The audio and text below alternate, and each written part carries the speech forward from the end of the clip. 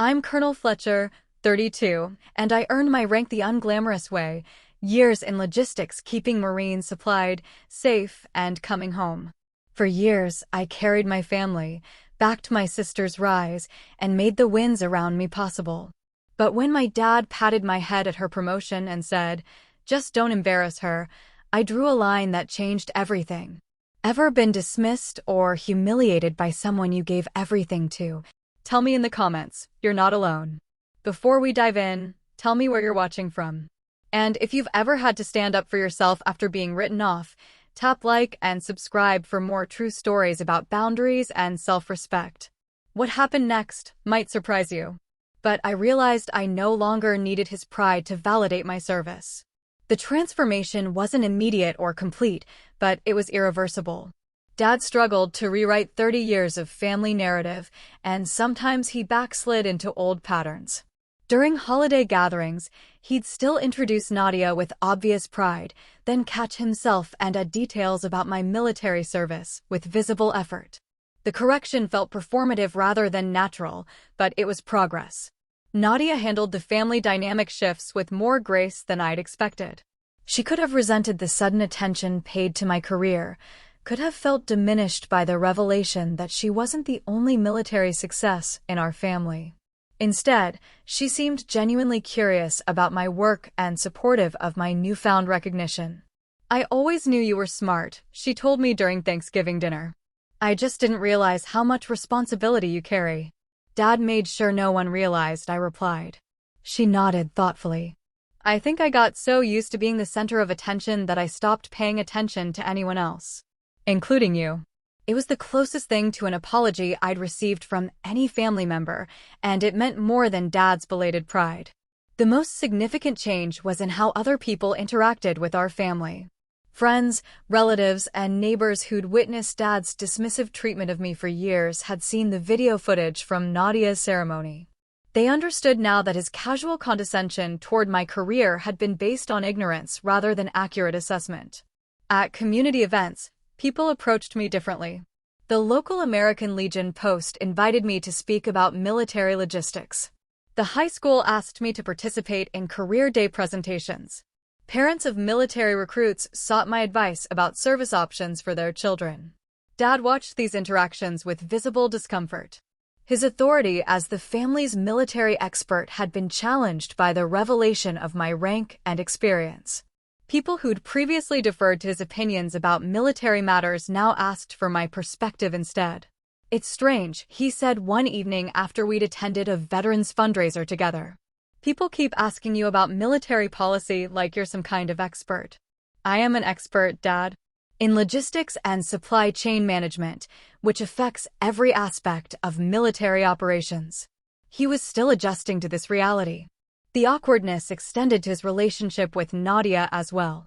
She'd been his primary source of military credibility, his connection to active service, his proof of successful parenting. Now that connection felt complicated by the knowledge that he'd ignored his other daughter's equally significant military career. Nadia noticed the tension during family gatherings. "He doesn't know how to relate to both of us," she told me after Christmas dinner. "For so long, I was his military daughter and you were something else.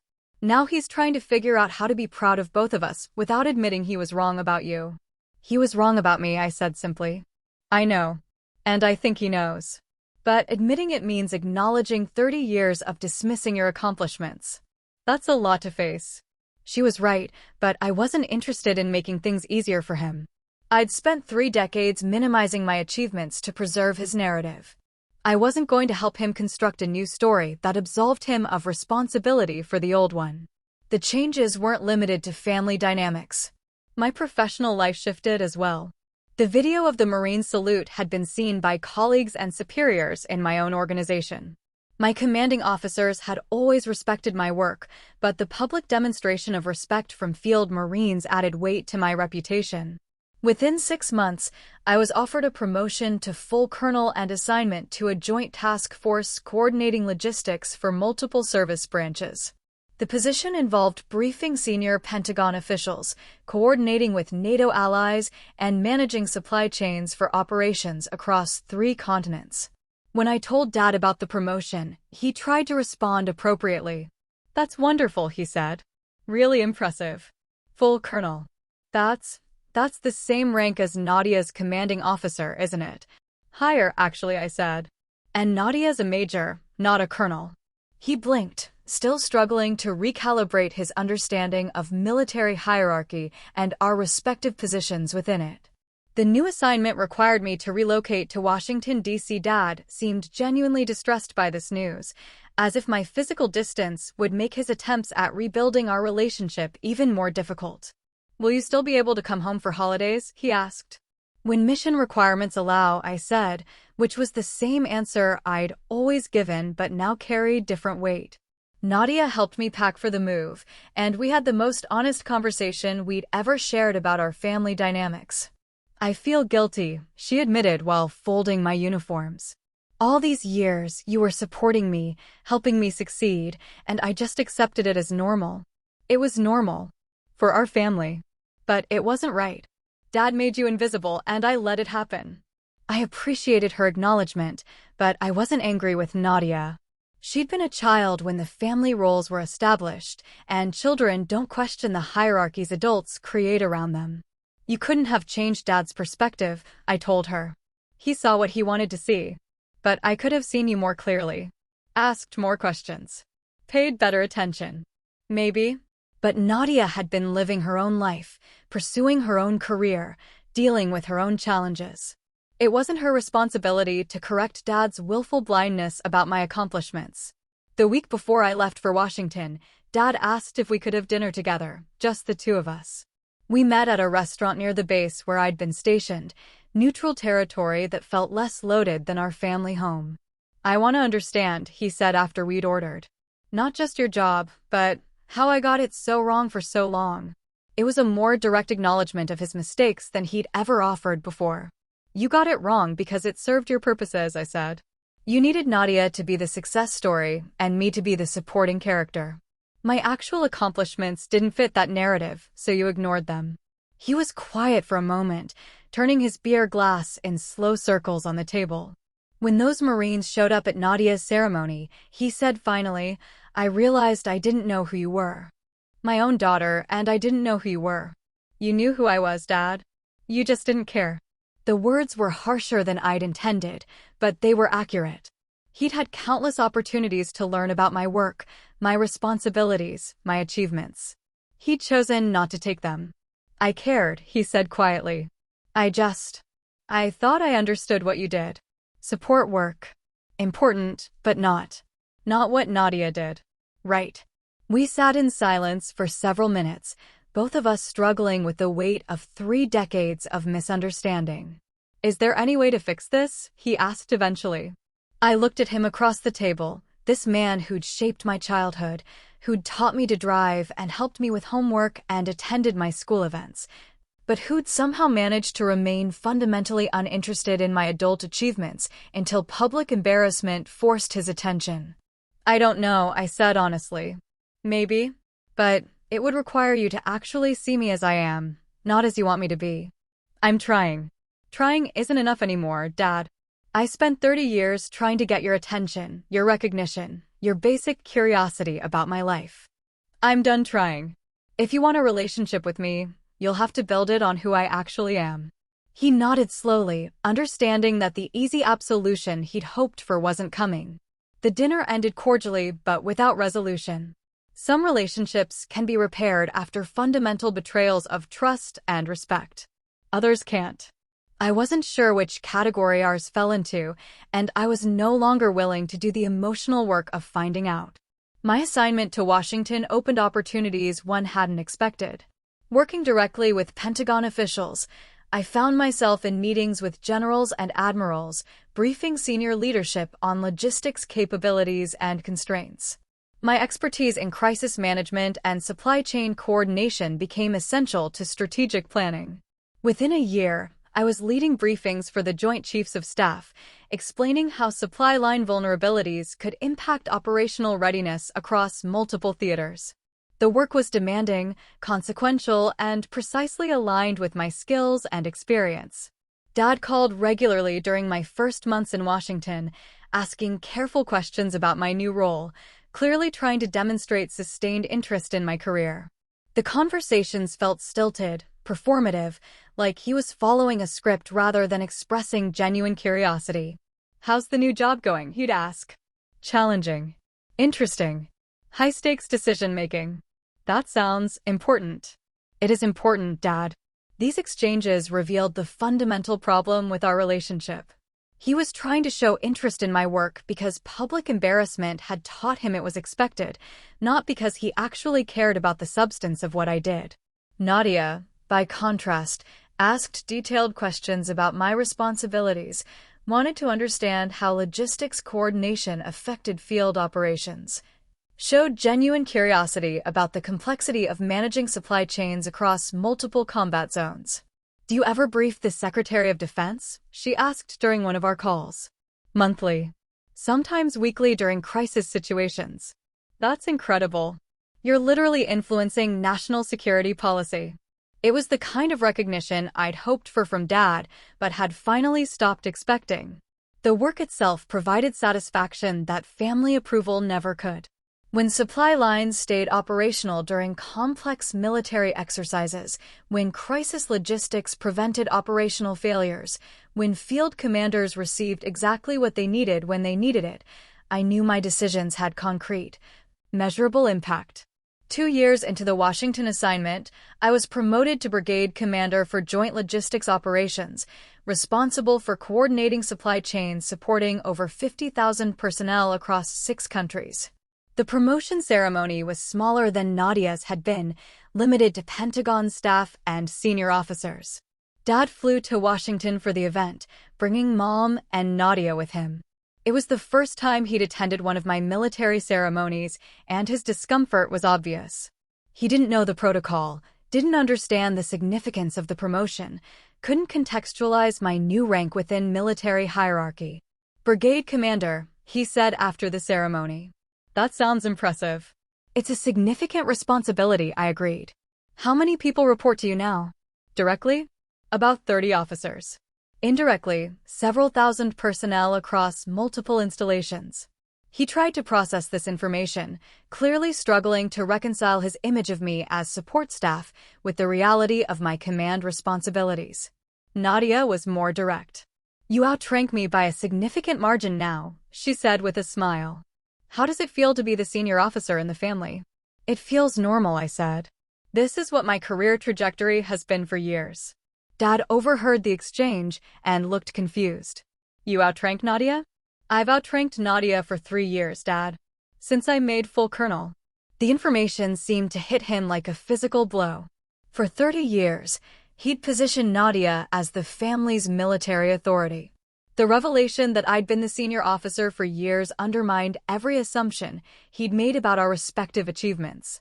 After the ceremony, we had dinner at a restaurant near the Pentagon. Dad was quieter than usual, clearly processing the disconnect between his perceptions and reality.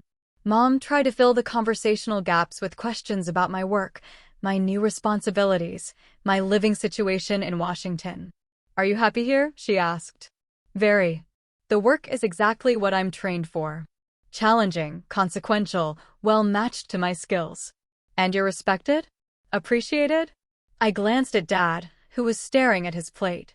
"Yes, Mom. Very much so." Nadia raised her glass. "To my sister, the brigade commander. I'm proud to serve in the same corps." We toasted, but Dad's participation felt reluctant, obligatory. That evening, he asked if we could walk around the Lincoln Memorial together. It was a warm spring night, and the monuments were dramatically lit against the dark sky. "I keep trying to understand," he said as we climbed the steps. "How I could be so wrong about something so fundamental." "Because you never asked the right questions," I said. "You assumed you understood what I did without bothering to learn the details. But you seemed so modest about it. You never demanded recognition." "I shouldn't have had to demand recognition, Dad. Not from my own father." We stood in silence at the top of the steps, looking out over the reflecting pool toward the Washington Monument. The space felt appropriately monumental for the conversation we were finally having. "Those Marines at Nadia's ceremony," he said. "When they saluted you. I've never seen anything like that." Military personnel show respect for effective leadership, I said. It's not complicated. But 250 Marines don't organize something like that without serious motivation. No, they don't. He was quiet for a long moment. I robbed you of recognition you deserved, he said finally. Yes, you did. I robbed myself of the chance to be proud of both my daughters. Yes, you did. Another silence, longer this time. Is it too late to change that? I looked at him in the memorial's dramatic lighting, this man who'd shaped my understanding of family loyalty, who'd taught me to work hard and serve others, but who'd somehow managed to remain blind to the fruits of his own teaching. I don't know, Dad. Maybe. But change would require you to see me clearly, consistently, over time. Not just when public embarrassment forces your attention. I want to try. Wanting isn't enough. You've had 30 years to try. I'm not going to manage your efforts anymore. The conversation ended there, with honesty instead of false comfort, with clear boundaries instead of performative reconciliation. Whether Dad would actually change remained to be seen. Whether our relationship could survive 3 decades of willful dismissal was an open question. But for the first time in my adult life, I wasn't invested in the outcome. I'd built a career that provided recognition and satisfaction independent of family approval. I'd earned the respect of colleagues and subordinates who understood the value of my contributions. I no longer needed Dad's validation to know my worth. The girl who'd once hoped for his pride had become a woman who no longer required it. 5 years have passed since Nadia's promotion ceremony. The video of those Marines saluting me has been viewed hundreds of thousands of times online, shared across military social media networks, used in leadership training courses. It's become a symbol of something, recognition delayed, respect finally acknowledged, the moment truth becomes undeniable. I'm a full colonel now, serving as Deputy Director of Joint Logistics Operations, responsible for coordinating supply chains supporting military operations across 4 geographic combatant commands. My decisions affect resource allocation for over 200,000 service members worldwide. When natural disasters require military response, when humanitarian crises demand immediate logistics support, when combat operations need sustained supply lines, my office coordinates the movement of personnel and materials that make mission success possible. The work fulfills me in ways I couldn't have imagined during those early years of seeking Dad's approval. Every successful operation, every crisis averted, every mission supplied without disruption validates the career path I chose despite his dismissal. Dad has tried, in his way, to rebuild our relationship. He calls monthly now, asks detailed questions about my responsibilities, shares articles about military logistics he finds online. The effort is genuine but feels somewhat hollow, motivated more by guilt than authentic interest. I saw a news story about the hurricane relief operation in Puerto Rico, he said during our last conversation. Were you involved in coordinating that? I led the logistics planning for the entire operation, I replied. The article said it was the most complex humanitarian response in decades. It was challenging. Multiple agencies, international coordination, urgent timelines. You must be proud of how it went. The statement hung between us, his attempt to acknowledge achievements he'd missed in real time. I appreciated the effort, but recognition after the fact feels different from support during the struggle.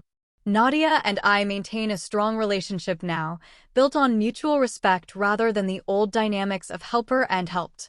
She's thriving as a major, leading Marines with the competence Dad always recognized in her. But she understands now that she wasn't the only military success in our family, just the only one he chose to see. I think about that ceremony sometimes, she told me during her last visit to Washington. How different things might have been if Dad had paid attention to your career from the beginning. Different, maybe, but not necessarily better. I learned to find satisfaction in the work itself, not in external validation. That's probably made me a more effective leader. Still, you deserved recognition. I got it. Just not from the people I expected. The Marines who organized that salute at her ceremony weren't making a political statement or staging a public protest. They were showing respect for an officer who'd earned it through competent service, acknowledging leadership that had kept them supplied and operational in challenging conditions. Their recognition mattered more than family approval because it was based on professional assessment rather than emotional obligation. My current assignment brings me into contact with senior military leadership regularly. I brief four-star generals, coordinate with cabinet-level officials, participate in strategic planning sessions that shape national security policy. These interactions provide professional satisfaction that transcends personal validation. Last month, the Commandant of the Marine Corps personally thanked me for logistics support during a complex evacuation operation. "Your coordination probably saved hundreds of lives," he said after a Pentagon briefing. "Outstanding work, Colonel." That recognition, specific, earned, based on measurable outcomes, means more than 30 years of seeking Dad's pride ever could. The family dynamics have settled into a new equilibrium. Dad acknowledges my achievements now, sometimes awkwardly, always belatedly, but consistently. He's learned to ask informed questions about my work, to show appropriate pride when others inquire about his daughter's military careers, to avoid the casual dismissiveness that characterized our relationship for so long. But the fundamental damage remains. Trust, once broken by decades of willful blindness, doesn't rebuild easily. I respond to his efforts with polite appreciation, but the emotional investment I once had in his opinion has been permanently altered. Mom observes these interactions with quiet sadness, understanding that something essential was lost in those years of dismissal. She tries sometimes to facilitate deeper reconciliation between Dad and me, suggesting family trips or extended visits that might restore intimacy to our relationship. "He really is proud of you now," she told me during my last visit home. "He talks about your career constantly. Shows people articles about military logistics, explains what you do." "I'm glad he finally understands my work," I said. "But understanding it now doesn't erase 30 years of dismissing it. Can you find a way to forgive him?" Forgiveness implies he's asked for it directly, acknowledged the full scope of his mistakes, committed to sustained change. Dad has done none of these things. He's adjusted his behavior out of embarrassment rather than repentance, modified his treatment of me to avoid future public humiliation rather than because he genuinely regrets past dismissal. The relationship we have now is cordial, functional, appropriate for adult family members who share history but limited emotional intimacy. It's not the relationship I once wanted, but it's the relationship his choices made inevitable. I don't regret the years I spent seeking his recognition. Those experiences taught me to find validation in the work itself, to build professional identity independent of family approval, to measure success by competence rather than external praise. These lessons have served me well in military service, where performance matters more than politics, where results trump recognition. The moment those Marines entered Nadia's promotion ceremony and saluted me wasn't about revenge or vindication. It was about truth finally becoming visible, about respect earned through service being acknowledged publicly. The satisfaction I felt wasn't schadenfreude at Dad's embarrassment, but relief that pretense was no longer necessary. For 30 years, I'd maintained the fiction that his dismissal didn't matter, that I didn't need his approval, that I could build a fulfilling life despite his blindness to my achievements. The Marine salute proved these weren't just coping mechanisms or defensive rationalizations. They were accurate assessments of my professional worth and personal resilience. Sometimes justice doesn't arrive through apologies or reconciliation. Sometimes it comes in moments of undeniable truth, witnessed by everyone who matters, impossible to explain away or minimize. 250 Marines standing at attention, saluting in perfect unison, acknowledging leadership earned through competent service. Dad's hands shook that day not from fear, but from recognition that his narrative about his daughters had been fundamentally wrong for decades. The story he'd told himself and others, successful Nadia, helpful younger sister, collapsed in the face of evidence he couldn't ignore. That was justice enough. The unexpected consequences of that ceremony continue to ripple outward, years later. The video has become something of a phenomenon in military circles, shared in leadership courses and professional development seminars. I've been invited to speak at military academies about logistics coordination, crisis management, and the often invisible nature of essential support operations. Last month, I addressed cadets at West Point about the reality of military leadership. You'll hear a lot about combat leadership, I told them. About leading troops under fire, making split-second tactical decisions, inspiring courage in desperate situations. That's important. But most of military leadership happens in quieter moments, in planning sessions and coordination meetings and logistics briefings. The decisions that keep operations running, that ensure missions succeed, that bring people home safely. After the presentation, a young cadet approached me. "Ma'am, my father's in logistics too. Army Supply Corps. But he always talks about his job like it's not real military service." "What do you tell him?" I asked. "Nothing, ma'am." I didn't know what to say. Tell him that logistics is the foundation everything else stands on. Without supply lines, without coordination, without the systems that move people and materials where they need to be, combat operations fail. Tell him his work matters. The conversation reminded me of my younger self, hungry for that kind of validation from someone who understood the complexity and importance of the work. The cadet's father probably deserved better recognition from his family, just as I had from mine. These speaking engagements have become a significant part of my role now. The Pentagon uses me as a representative voice for logistics operations, someone who can articulate the strategic importance of supply chain management to both military and civilian audiences. It's ironic that Dad's decades of dismissal led indirectly to this platform for advocacy and education. The professional recognition extends beyond military circles. Harvard Business School invited me to guest lecture on crisis management and complex systems coordination. My case studies from military logistics operations have been adapted for civilian supply chain management courses. The skills Dad dismissed as paper-pushing have applications far beyond military service. "Your father must be incredibly proud now," the Harvard dean said after my lecture on managing supply chains during natural disasters. "He's learning to be," I replied diplomatically. "The truth is more complicated." Dad's pride now feels performative, displayed for others rather than felt genuinely. He's learned to brag about my achievements, but in ways that suggest he's still processing what they actually mean. He tells people I'm a high-ranking Pentagon official without understanding the specific responsibilities that title encompasses. Nadia handles family dynamics with more emotional intelligence than I expected. She's genuinely supportive of my career advancement, but she also understands the awkwardness our changed relationship creates for Dad. "He doesn't know how to be proud of both of us simultaneously," she observed during Thanksgiving dinner last year. "For 30 years, I was his military success story. Now he's trying to figure out how to accommodate two successful military daughters without admitting he ignored one of them." "He doesn't have to admit anything," I said. "He just has to treat us both with appropriate respect." "But acknowledgement without admission feels hollow, doesn't it?" She was right. Dad's current behavior represents accommodation rather than genuine change. He's modified his treatment of me to avoid future embarrassment, but he hasn't truly reckoned with the implications of 30 years of dismissal. The most significant change has been in how extended family and family friends interact with me.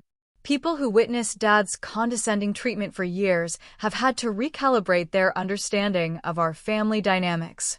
They see now that his confident assessments of my career were based on ignorance rather than insider knowledge. At my cousin's wedding last summer, relatives who hadn't seen me in years approached with mixtures of curiosity and embarrassment. They remembered Dad's dismissive comments about my work, his casual relegation of my achievements to supporting roles. Now they wanted to understand what a deputy director of joint logistics operations actually does. "I always wondered why you were so quiet about your job," my aunt said. "Now I realize you weren't quiet. We just weren't listening properly." The observation stung because it was accurate. I had tried to explain my work, my responsibilities, my career progression. But Dad's narrative framework was so dominant that even well-meaning relatives processed my explanations through his lens of dismissal. My uncle, a retired teacher, was more direct. "Your father really didn't understand what you did he?" "He understood what he wanted to understand," I replied. That must have been incredibly frustrating. It was. But the frustration taught me valuable lessons about self-reliance, about finding satisfaction in the work rather than in recognition, about building professional identity independent of family validation. These lessons have served me throughout my military career. The most meaningful recognition comes from the people I've worked with over the years. Former colleagues reach out regularly, updating me on their careers, asking for professional advice, expressing appreciation for mentorship they received while working under my command. A major who served in my logistics coordination office during the Afghanistan drawdown sent me a promotion announcement last month. "Colonel, you taught me that logistics officers are force multipliers," she wrote. "Every successful operation we coordinated together reminded me that our decisions had direct impact on mission success and personnel safety. Thank you for showing me that support operations require just as much leadership skill as combat operations." These messages validate my career in ways family recognition never could. They represent professional assessment from people who understand the complexity of military logistics, who've seen the consequences of effective and ineffective coordination, who appreciate competent leadership because they've worked under it. The relationship with Dad continues to evolve slowly, sometimes awkwardly. He makes genuine efforts now to understand my work, asks informed questions, shows interest in my professional challenges. But 30 years of dismissal created damage that good intentions alone cannot repair. During our most recent conversation, he mentioned meeting another military parent at a community event. "His daughter's a logistics officer too," Dad said. I told him how important that work is, how much responsibility logistics coordination involves. "That's good, Dad. I think I finally understand what you've been doing all these years." The statement revealed both progress and persistent limitation. Dad was learning to appreciate logistics operations in general, but his understanding of my specific career remained abstract. He could now acknowledge that logistics was important work, but he still couldn't articulate what my particular role involved or why my advancement was significant. Perhaps that's enough. Perhaps decades of willful blindness can't be completely overcome, only gradually ameliorated through sustained effort and honest conversation. Perhaps the relationship we have now, cordial, respectful, but emotionally distant, is the best possible outcome given the history we share. The girl who once desperately wanted Dad's recognition has become a woman who finds fulfillment in professional competence and peer respect. The validation I once sought from him comes now from the Marines I've supported, the operations I've coordinated, the crises I've managed successfully. That's a better foundation for self-worth than family approval ever could have been. Sometimes the greatest gift dismissive people give us is the motivation to prove them wrong, not for their satisfaction, but for our own growth and achievement. Growing up, I learned early that my job was to make everyone else look good. Dad made this clear without ever saying it directly. At family barbecues, he'd introduce my sister with a chest-puffed pride that filled the entire backyard. "This is Nadia," he'd announce to neighbors and relatives, his hand resting on her shoulder like she was his trophy. "Honor roll again this semester. Track team captain. College scouts are already calling." Then his eyes would find me, standing off to the side with a plate of burgers I'd helped grill. "And this one," he'd add with a chuckle, "she keeps the rest of us fed." Everyone would laugh. Nadia would beam. I'd force a smile and disappear back into the kitchen. This wasn't cruelty exactly. Dad wasn't a monster. He provided for us, showed up to both our school events, never missed a birthday. But somewhere along the way, he decided Nadia was destined for greatness, and I was destined to help her get there. The roles felt carved in stone before I was old enough to question them. Nadia was 3 years older, naturally athletic, effortlessly popular. She had Dad's confidence and Mom's grace. I was quieter, more methodical, the one who remembered everyone's schedules and made sure homework got done. When Nadia needed rides to early morning track practice, I got up at 5:30 to drive her. When she struggled with chemistry junior year, I spent nights explaining molecular bonds until she understood. When she wanted to apply for summer leadership camps but couldn't afford the fees, I worked double shifts at the diner and handed over my savings without being asked. Dad praised Nadia's achievements as if they materialized from thin air. He never seemed to notice the scaffolding I built around them. Nadia's so focused, he'd tell relatives over Sunday dinner. So driven. You can just see she's going places. I'd sit across from him, cutting my roast beef into smaller and smaller pieces, wondering if he remembered who drove Nadia to every track meet, who helped her fill out college applications, who listened to her practice speeches for student government elections until I could recite them myself. The pattern held through high school and into college. Nadia chose a prestigious university 6 hours away. Dad helped her move into the dorms, took pictures of her in front of the administration building, posted them on Facebook with captions about his future leader. When I graduated valedictorian from our local community college 2 years later, he attended the ceremony, but left early for Nadia's lacrosse game. Community college is smart, he told people when they asked about my plans. Practical. Not everyone needs to be the star. I transferred to state school the following fall, majoring in logistics and supply chain management. It wasn't glamorous, but I was good at it. I understood how systems worked, how to move resources efficiently, how to solve problems other people didn't see coming. Dad called it support work when relatives asked what I was studying. Nadia joined the Marines after college. Dad's pride reached new heights. He bought Marine Corps decals for his truck, started wearing a Marine Dad hat to the grocery store, peppered his conversations with military terminology he'd Googled. When Nadia completed basic training, he threw her a party and invited half the town. When I got my first job coordinating supply chains for a defense contractor, he mentioned it once over dessert and changed the subject. The imbalance became my normal. I stopped expecting recognition and started finding satisfaction in the work itself. My job was interesting, demanding, important in ways Dad didn't understand. I managed complex logistics networks, ensured critical supplies reached the right places at the right times. People's lives depended on the systems I built and maintained. But Dad saw it as pushing papers. Nadia's career advanced quickly. She earned commendations, led squads, got promoted ahead of schedule. Dad memorized her rank insignia and corrected people who got them wrong. At family dinners, he'd steer every conversation toward her latest deployment or training exercise. Tell them about the leadership course, Nadia, he'd prompt. Tell them what your commanding officer said. Nadia would recount her experiences while Dad nodded along like a proud coach. Then he'd turn to me with obligatory politeness. How's your job going? The question always felt perfunctory, like he was checking a box. When I tried to explain the challenges of coordinating international supply chains or managing crisis logistics, his eyes would glaze over. That's nice, honey, he'd say, already looking back at Nadia. The diminishment happened so gradually I barely noticed it was happening. Family stories got rewritten over time. The night I stayed up helping Nadia study for her military aptitude test became Nadia's dedication paid off.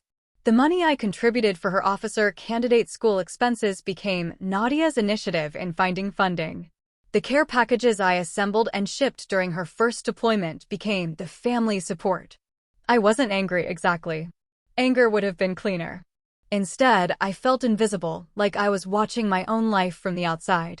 I had a successful career, good relationships, a life I'd built on my own terms. But at family gatherings, I became the supporting character in someone else's story. Maybe that's why I kept trying.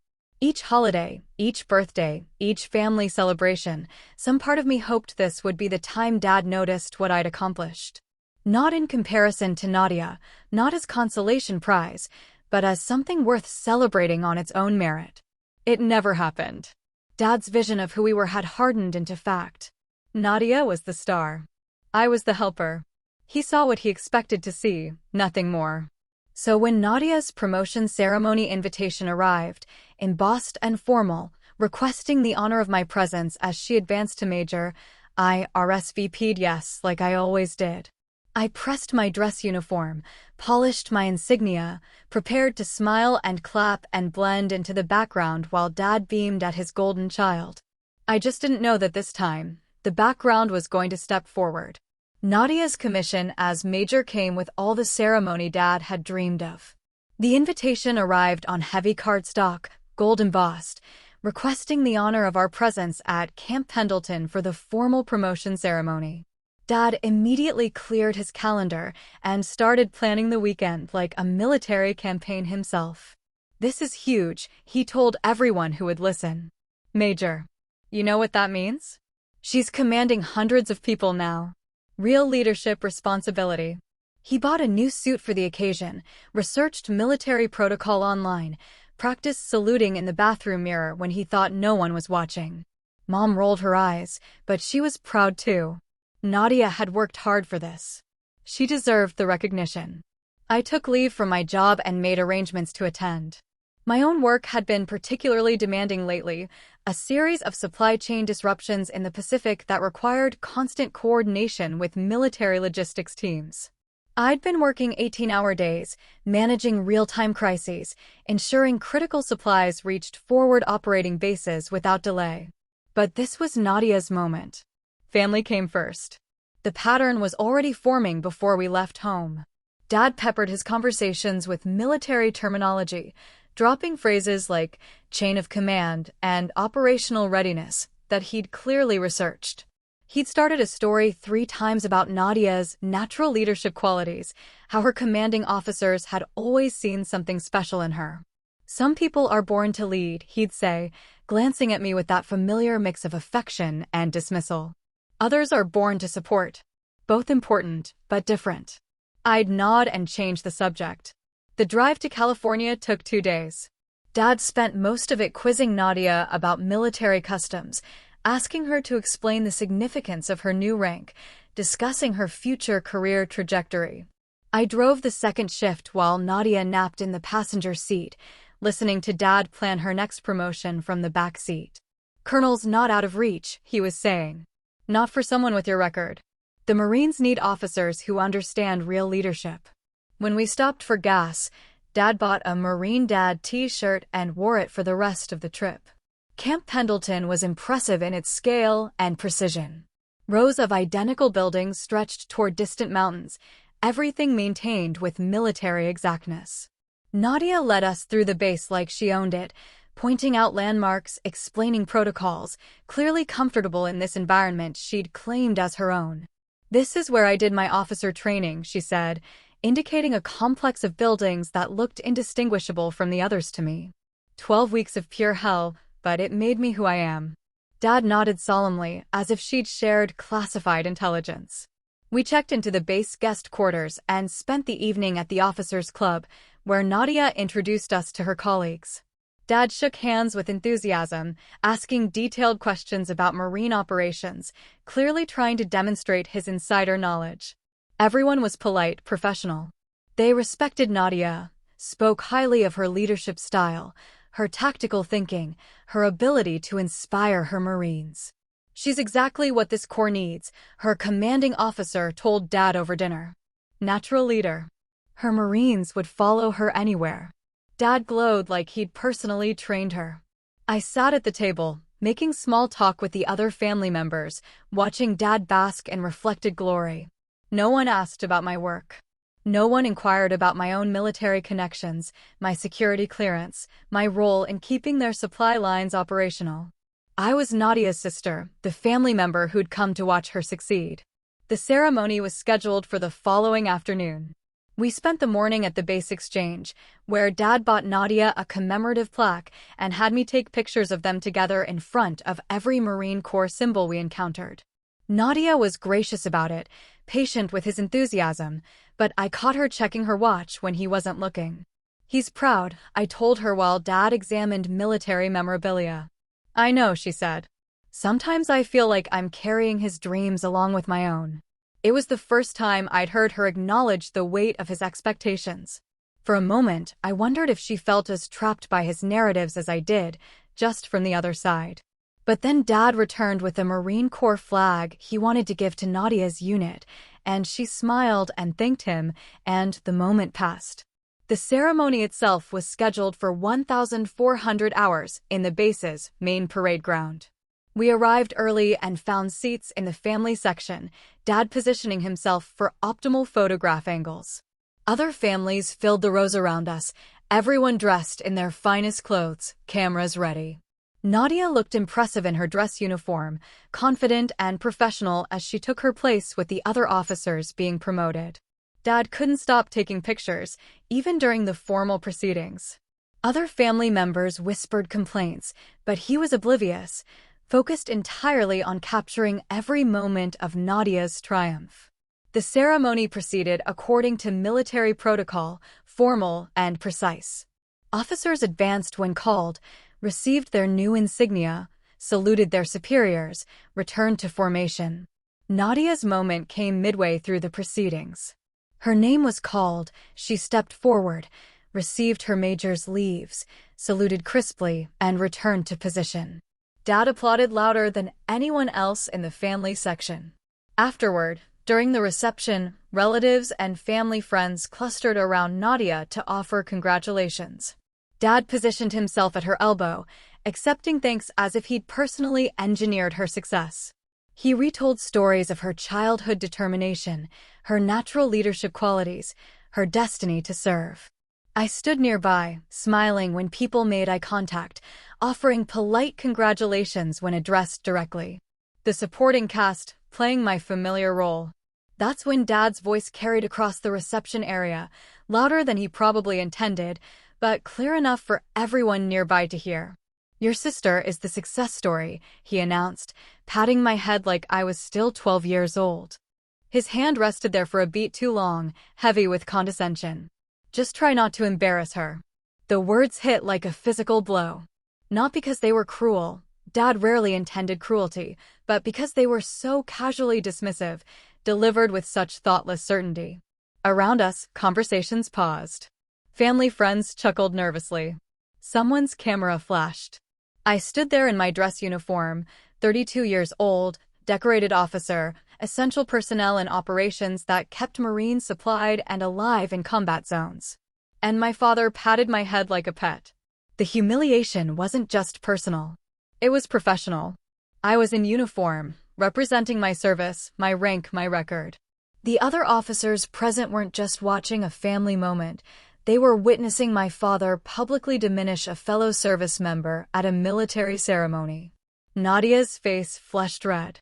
She started to speak, probably to deflect or defend, but Dad was already moving on, turning back to her commanding officer with some question about deployment schedules. The moment passed for everyone except me. I felt 20 years of suppressed frustration crystallize into something harder and cleaner. Not anger, exactly. Recognition. This was who Dad was. This was who he'd always been. All my hoping for acknowledgement, all my patient waiting for him to see me clearly, had been wasted energy. He saw exactly what he wanted to see. The reception continued around me. People resumed their conversations. Nadia accepted more congratulations. Dad basked in reflected pride. I stood in the middle of it all, invisible except as a punchline. That's when the double doors at the back of the reception hall opened. The first Marine through was a gunnery sergeant, his dress blues immaculate, his bearing unmistakably command presence. Behind him came another Marine, then another, then a stream of them flowing through the doorway in perfect formation. They weren't guests or casual attendees. They were moving with purpose, organizing themselves with military precision. Conversations died. Cameras stopped clicking. Everyone in the reception hall turned to watch as more Marines entered, forming ranks with practiced efficiency. 50, then 100, then more still coming through the doors. Dad stopped mid-sentence, his mouth hanging open slightly. Nadia's commanding officer straightened, clearly confused, but respectful of whatever was happening. The other families pressed back against the walls, making space for the growing formation. 200 Marines now filled the center of the reception hall, standing at perfect attention. Then 50 more entered, completing the formation. 250 Marines, organized in precise rows, facing the spot where I stood. The gunnery sergeant who'd led them in approached me directly, his eyes locked on mine. He came to attention 3 feet away and saluted with parade ground precision. "Colonel Fletcher," he said, his voice carrying across the silent hall. "Permission to present your Marines." Colonel. My rank, my title, spoken with absolute respect and formality. Around me, the silence deepened. Dad's hand, which had been reaching for another canopy, froze halfway to the table. I returned the gunnery sergeant's salute, my own movements automatic, trained by years of military service. Permission granted, Gunny. He executed a perfect about-face and called the formation to attention. 250 voices responded as one, a 10 HUT. Then, in unison, every Marine in that hall rendered a salute. Not to Nadia, not to her commanding officers, not to anyone else in the room. To me. The silence was absolute. No one moved, no one spoke, no one even seemed to breathe. Dad's face had gone completely white, his hands visibly shaking. Nadia stared at me with an expression I couldn't read, surprise, confusion, maybe something like awe. The salute held for exactly the right duration, neither hurried nor prolonged. Then, on the gunnery sergeant's command, 250 hands dropped in perfect synchronization. Marines from the 15th Marine Expeditionary Unit, 3rd Marine Logistics Group, and 1st Supply Battalion, the gunnery sergeant announced. Colonel Fletcher has kept us supplied, armed, and mission-ready across 4 deployments. When we needed ammunition, she got it there. When we needed medical supplies, she got them there. When we needed water in the desert and parts in the field, she got them there. He paused, letting his words sink in. Colonel Fletcher, these Marines wanted to personally thank you for bringing them home alive. Another pause. Then, spontaneously, someone in the formation began to clap. Others joined. Within seconds, 250 Marines were applauding, not with polite ceremony reception courtesy, but with genuine appreciation, the kind reserved for officers who'd earned their respect through competence and sacrifice. The applause went on for a full minute. Dad stood frozen, his mouth still slightly open, his face cycling through expressions of shock, confusion, and something approaching fear. Other family members pressed back against the walls, their own conversations forgotten. Nadia's promotion ceremony had become secondary to whatever was happening to her sister. When the applause finally died, the gunnery sergeant addressed me again. "Ma'am, if you'd like to walk the formation, the Marines would consider it an honor." I looked out at 250 faces, all focused on me with unmistakable respect. These weren't strangers. They were Marines I'd supported, supplied, kept operational across multiple deployments.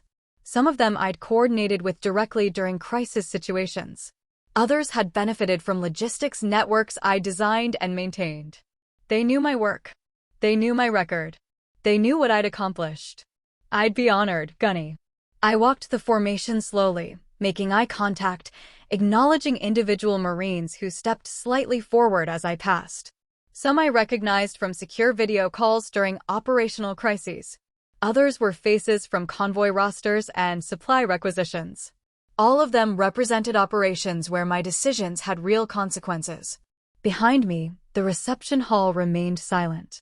Dad hadn't moved from his spot beside the refreshment table. Nadia watched from her position near the family seating area. Everyone else simply stared. When I'd walked the entire formation, I returned to my starting position. The gunnery sergeant called the Marines back to attention, then dismissed them with crisp efficiency. They filed out through the same doors they'd entered, maintaining formation until they disappeared from view. The hall stayed quiet for several seconds after the last Marine left. Then conversations resumed, but differently now, subdued, confused, charged with questions no one wanted to ask directly. Dad approached me slowly, his face still pale, his hands steadier but not steady. "I didn't know," he said quietly. "About your rank. About all that." I looked at him for a long moment. 3 decades of being patted on the head, dismissed as support staff, introduced as the one who keeps everyone fed. 3 decades of watching him beam with pride over Nadia while treating my accomplishments as clerical work. "Colonel," I said simply. "I've been a colonel for 2 years, Dad." He flinched like I'd slapped him. Around us, people were still whispering, pointing discreetly, clearly trying to process what they'd witnessed. Nadia's commanding officer kept glancing between us, probably recalculating everything he thought he knew about our family dynamics. "Why didn't you tell me?" Dad asked. The question was so fundamentally wrong that I almost laughed. I'd tried to tell him. I'd tried to explain my work, my responsibilities, my advancement. But he heard what he wanted to hear, saw what fit his predetermined narrative. I did tell you, I said. You just never listened. Nadia appeared at my elbow, still in her dress uniform, her new major's insignia catching the light. She looked shaken, uncertain, like the ground beneath her feet had shifted without warning. How many Marines was that? She asked quietly. 250, I replied. They came here just for you? Apparently. She was quiet for a moment, processing. I've never seen anything like that. The coordination alone. I nodded. Logistics. Dad was still standing there, opening and closing his mouth like a fish. Other family members began approaching tentatively, their expressions mixing embarrassment with curiosity. Everyone had witnessed his dismissive comment. Everyone had seen the Marine's response. We should probably get some air, Nadia suggested. The three of us walked outside to a small patio area adjacent to the reception hall. Dad sat heavily on a bench, his new suit wrinkled, his face still processing what had happened. A colonel, he said, more to himself than to us. You're a colonel. Supply chain management, I said. Operational logistics. Crisis coordination. The paper-pushing job you've been making jokes about for years. He winced again. Nadia sat beside him, her own celebration forgotten. Those Marines. They really came just to thank you. They came to show respect, I corrected. There's a difference. Dad looked up at me, his eyes clearer now but filled with something I'd never seen there before. Fear, maybe. Or recognition of how badly he'd miscalculated. I'm sorry, he said, and for the first time in 30 years, he sounded like he meant it. I studied his face, looking for the dismissiveness, the casual condescension, the automatic deflection to Nadia's accomplishments. It wasn't there. The Marines had changed something fundamental. The public nature of my recognition had made my military service real to him in a way my own words never could. Are you? I asked. He nodded, then seemed to realize nodding wasn't enough. I've been. I didn't understand. I thought your job was support work.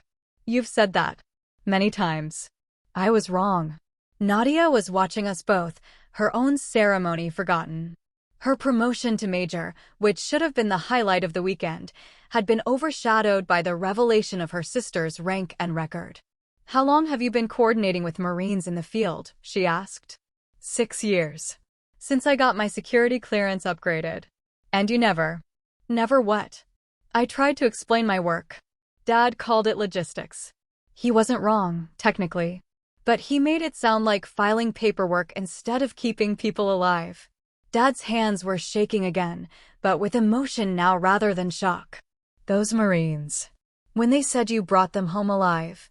That's what logistics means in military context, Dad. Making sure the right supplies reach the right people at the right time. Medical supplies, ammunition, water, equipment. When Marines are pinned down in hostile territory, someone has to coordinate getting them what they need to survive. That someone has been me, more often than you'd think. Silence stretched between us. In the distance, we could hear the reception continuing, conversations resuming, normal social interactions proceeding. But our family dynamic had shifted permanently. The story Dad had been telling about his daughters, successful Nadia and helpful younger sister, had been revealed as fiction. I should have known, he said finally. You could have known. You chose not to ask. The truth hung between us, uncomfortable and undeniable. Dad had built his identity around being Nadia's proud military father. He'd worn Marine dad shirts, learned military terminology, basked in her reflected glory. But he'd never bothered to learn what his other daughter actually did for the military he claimed to support. Nadia stood up, smoothing her uniform. We should probably go back inside. People will be wondering. I looked at her, then at Dad. You go ahead. I need a few minutes. They left me alone on the patio, and for the first time in years, I felt something I hadn't expected. Not vindication, not satisfaction, but relief. The performance was over. The careful balance of supporting Nadia while minimizing myself, of accepting Dad's narrative while building my own life, of pretending his dismissal didn't matter. 250 Marines had just told a room full of people exactly who I was and what I'd accomplished. There was no taking that back, no rewriting that story, no explaining it away. When I finally returned to the reception, conversation stopped briefly as people noticed me, then resumed with careful politeness. Dad stayed close to Nadia, probably trying to recalibrate his understanding of our family hierarchy. Nadia accepted congratulations on her promotion while fielding questions about her sister's surprise appearance and rank. The rest of the weekend passed quietly. Dad made tentative attempts at conversation, asking careful questions about my work, clearly trying to demonstrate newfound interest. I answered politely but without enthusiasm. 30 years of dismissal couldn't be erased by one afternoon of shock and apology. The flight home was different. Dad sat between Nadia and me, no longer monopolizing conversation with stories of Nadia's accomplishments. Instead, he asked me about deployment logistics, about crisis management, about the Marines who'd appeared at the ceremony. His questions felt genuine but tentative, like he was afraid of revealing more ignorance. "How often do you coordinate with active operations?" he asked as our plane leveled off over Nevada. "Daily," I replied. "Sometimes hourly during active deployments."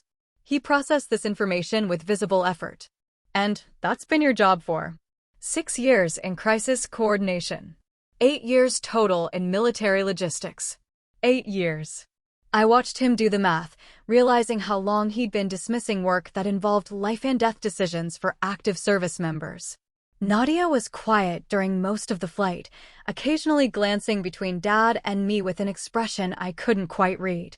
Her promotion weekend had been hijacked by revelations about her sister, but she didn't seem resentful. More like she was seeing our family dynamic from the outside for the first time. Back home, word spread quickly. Camp Pendleton wasn't exactly local news, but military ceremonies sometimes generated social media posts, and Dad's friends from the Marine Corps League had questions. Someone had taken video of the Marines entering the reception hall. Within days, the footage was circulating online, generating comments and speculation. Dad stopped wearing his Marine dad hat. The shift was subtle but unmistakable.